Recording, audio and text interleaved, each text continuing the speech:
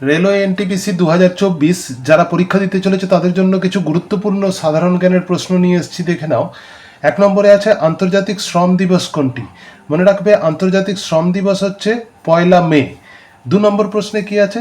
পৃথিবী থেকে খালি চোখে কোন গ্রহকে দেখা যায়? মনে রাখবে পৃথিবী থেকে খালি চোখে একমাত্র শুক্র গ্রহকেই দেখা যায়। বাকি মঙ্গল, বৃহস্পতি এবং বুধ এই গ্রহগুলোকে আমরা খালি চোখে দেখতে পাই না। 3 নম্বরে আছে কোন বাঙালি চিত্র পরিচালক প্রথম অস্কার পান? সত্যজিৎ রায়, ঋত্বিক ঘটক, হরনাথ চক্রবর্তী। প্রথম কোন বাঙালি চিত্র পরিচালক অস্কার পুরস্কার পান? না, সত্যজিৎ রায় হচ্ছে যে প্রথম অস্কার পুরস্কার পেয়েছেন। 4 নম্বর প্রশ্ন কি আছে? কোন ফুটবলারকে চীনের প্রাচীর বলা হয়? মনে রাখবে গোষ্ঠ পাল ছিলেন মোহনবাগান টিমের খেলোয়াড়। 1912 সাল থেকে তিনি খেলা শুরু করেছিলেন মোহনবাগান টিমে, তাই গোষ্ঠ পালকে বলা হয় চীনের প্রাচীর। 5 নম্বর প্রশ্ন কি আছে? কোন খেলোয়াড়কে পায়োলি এক্সপ্রেস বলা হয়? পায়োলি এক্সপ্রেস কাকে বলা হয়? পিভি সিন্ধু, মিতালি রাজ, পিটি উষা আছে। পিটি উষাকে বলা হয় পায়োলি এক্সপ্রেস।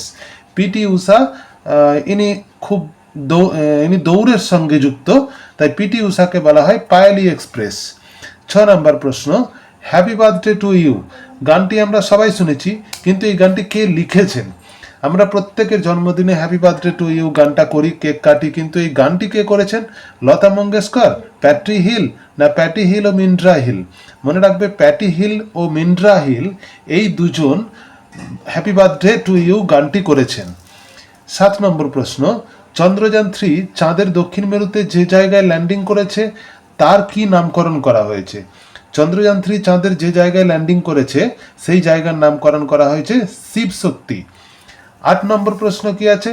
2024 প্যারিস অলিম্পিকে প্রথম পদক জয় করেছেন কে? সর্বজোৎ, নীরজ চোপড়া, পিভি সিন্ধু, না মনু ভাকেরা? প্রথম পদক জয় করেছেন মনু ভাকেরা 10 মিটার পিস্তল শুটিংয়েতে।